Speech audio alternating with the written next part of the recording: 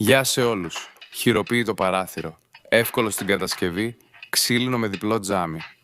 Βερνικωμένο αμέσως, πιο σκούρο ή ανοιχτόχρωμο, από Pefco Idris.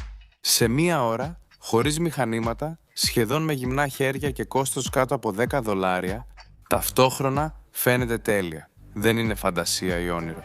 Απλώς βρίσκεστε στο project, όπου εγώ, παρά τα πάντα και όλους, χτίζω ένα διόροφο υψηλής τεχνολογίας, συμπαγές σπίτι συνολικής επιφάνειας. 50 τετραγωνικών μέτρων, με ποσό που ισοδυναμεί μόλις με $1.000, Ηνωμένες Πολιτείες Αμερικής. Είναι αυτονόητο ότι σε τόσο αυστηρά πλαίσια πρέπει να εξοικονομήσουμε από τα πάντα, συμπεριλαμβανομένων και των κουφωμάτων των παραθύρων. Αν ψάχνατε πώς να φτιάξετε ένα απλό, φθηνό παράθυρο, βρήκατε το σωστό βίντεο. Αν όχι, οι πληροφορίες ίσως σας φανούν χρήσιμες.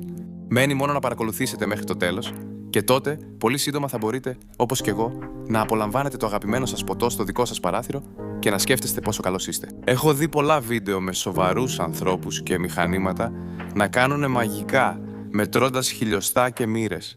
Το αποτέλεσμα των προσπαθειών τους δεν είναι διαστημόπλιο, όπως του Elon Musk, αλλά ένα σκαμπό, τραπεζάκι σαλονιού, παράθυρο ή άλλο απλό αντικείμενο. Σε τέτοια βίντεο είναι ωραίο να πίνεις, συνειδητοποιώντας πως χωρίς τέτοιο εξοπλισμό είμαστε ανίσχυροι. Παρακολουθήσαμε με ενδιαφέρον το κόψιμο, πλάνισμα, φρεζάρισμα και τη δουλειά στον τόρνο.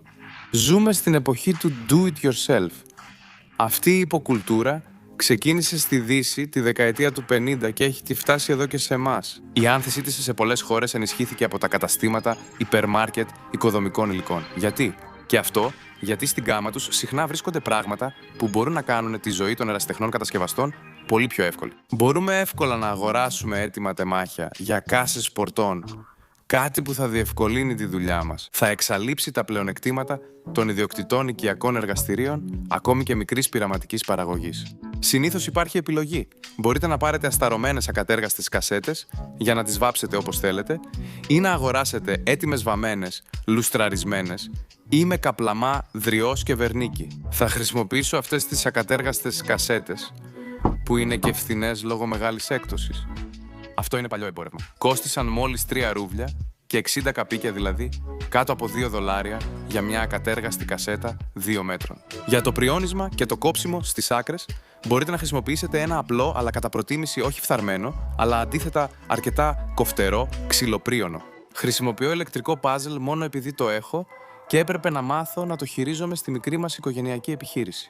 Ίσως για έναν αρχάριο να είναι πιο εύκολο να χρησιμοποιήσει απλώς ένα κοφτερό ξυλοπρίωνο, γιατί για τέτοια δουλειά το πάζλ πρέπει να είναι καλά ρυθμισμένο, ενώ για να κόψει κανείς ίσια με το ξυλοπρίωνο αρκεί να χαράξει σωστά τη γραμμή κοπής.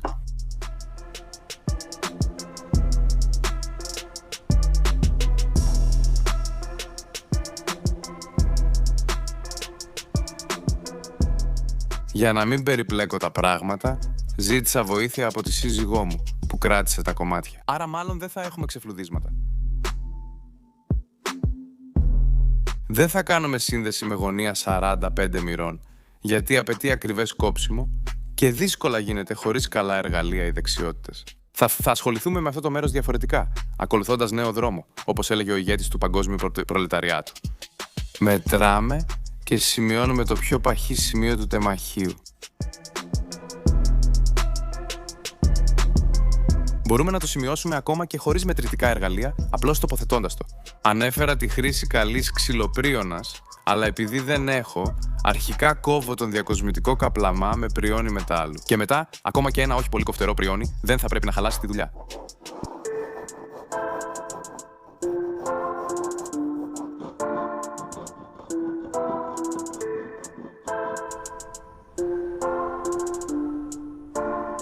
Συνεχίζουμε παραδοσιακά με σκαρπέλο και σφυρί, αφαιρώντας τα περιτά.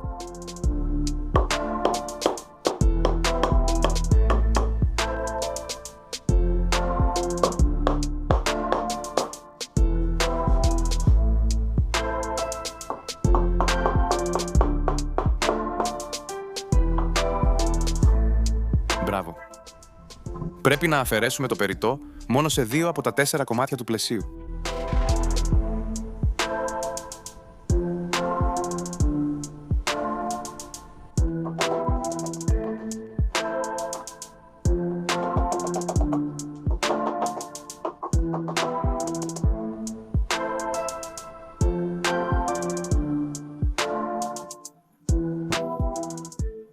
Τα κομμάτια είναι έτοιμα, ξεκινάμε τη συναρμολόγησή τους. Εδώ είναι πολύ κατάλληλο να χρησιμοποιήσουμε τα ειδικά βίδες επίπλων, τα confirmat.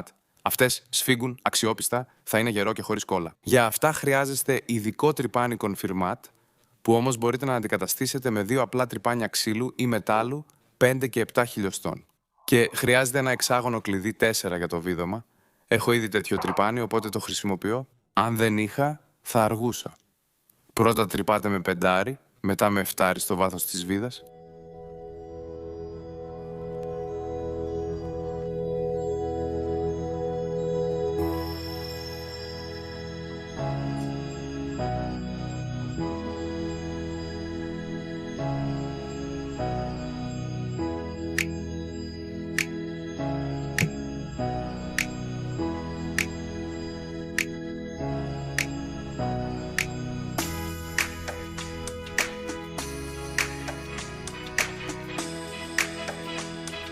Τα λάθη είναι αναπόφευκτα, αλλά δεν αποτελούν πρόβλημα, όπως και στη δουλειά με τα έπιπλα. Ξεβιδώνουμε τον confirmat.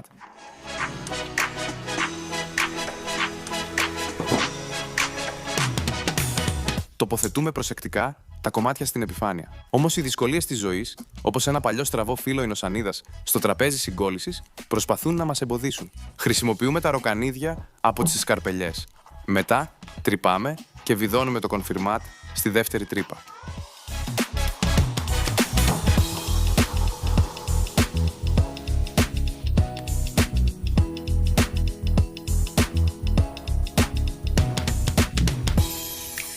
Κατόπιν διορθώνουμε την τρύπα με το τρυπάνι και βιδώνουμε το δεύτερο confirmat.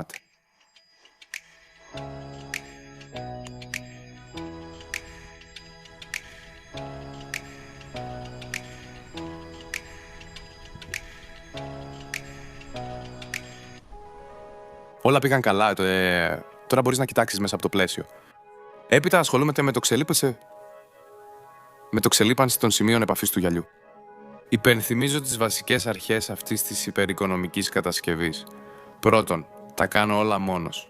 Εμείς οι κάτοικοι του μετασοβιετικού χώρου δεν είμαστε τόσο ιδιοτελείς όσο οι Αμερικανοί και οι Ευρωπαίοι. Συχνά δεν υπολογίζουμε τον κόπο που κάνουμε για το όφελός μας, σαν να το προσφέρουμε στον εαυτό μας. Για αυτό το κόστος εργασίας για την κατασκευή τέτοιου παραθύρου είναι 0. Πώς να πάρω λεφτά από τον εαυτό μου? Το πολύ να κεράσω ένα ποτό, αλλά καλύτερα να μην το κάνω αυτό όταν καθαρίζω. Και η γυναίκα μου μπορεί να είναι αντίθετη. Το τονίζω μόνο αν αφορά εμένα ή πολύ κοντινούς μου. Η δεύτερη αρχή είναι να αναπτύξεις την ικανότητα να αγοράζεις φτηνά. Συχνά αυτή η ικανότητα είναι ήδη αρκετά ανεπτυγμένη σε πολλούς σε γενετικό επίπεδο. Γιατί, όπως λένε, ποτέ δεν υπήρχε μεγάλη αυθονία. Αρχικά ο Τσάρος και οι γεωκτήμονες καταπίεζαν το λαό, μετά το Κομμουνιστικό Κόμμα προήγαγε τον ασκητισμό και τέλος οι ολιγάρχες μοίρασαν τον πλούτο μεταξύ τους. Περιφερόμαστε χαμένοι, ψάχνοντας εκπτώσεις απόγονοι εργατών και αγροτών.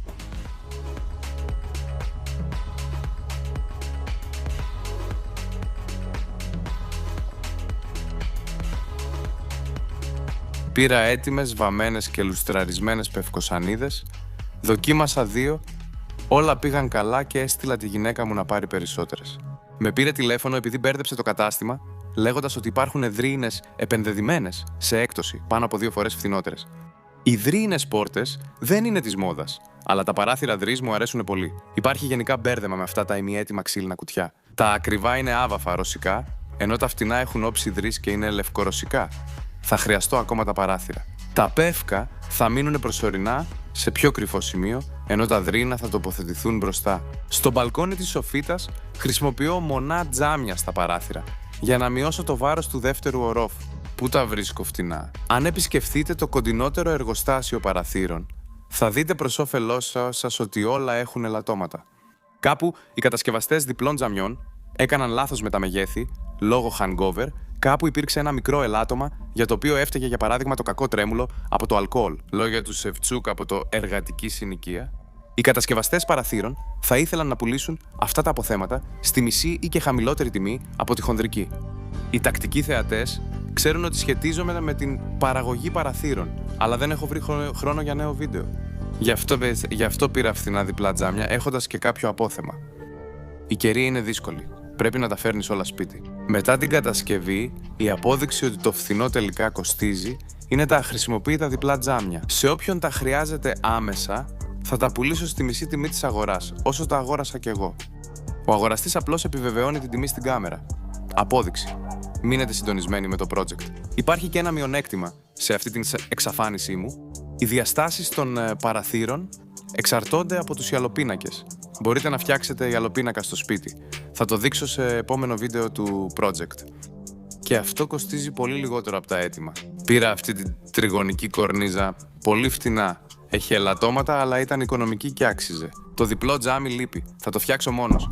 Μετά θα αναλύσουμε το θέμα των διπλών τζαμιών χειροποίητα. Θα προσθέσω ότι το μήκος των οριζόντιων κομματιών το καθόρισα με το πλάτος του διπλού τζαμιού, 2 πάχη της κάσας στο στενότερο σημείο και 5 χιλιοστά για καλή εφαρμογή. Το μήκος των κάθετων κομματιών είναι όσο το ύψος του διπλού τζαμιού συν 5 χιλιοστά. Χρησιμοποιώ διαφανή σιλικόνη για συγκόλληση, καθώς κρατάει πολύ γερά. Πίστηκα όταν αποσυναρμολόγησα το παλιό γέμισμα των μεταλλικών σκαλοπατιών και δυσκολεύτηκα να το ξεκολλήσω. Το αποσυναρμολόγησα μόνο αφού το έκοψα. Το διακοσμητικό πηχάκι του παραθύρου έχει μόνο διακοσμητικό ρόλο και δεν συγκρατεί το τζάμι όπως στα κλασικά παράθυρα. Το πηχάκι όμως θα χρειαστεί να το κόψετε υπογωνία 40, 5 μοιρών. Αυτό μπορείτε να το κάνετε με ένα φθηνό κινεζικό κουτί κοπής ή μπορείτε να χρησιμοποιήσετε ένα εικονικό, όπως εγώ.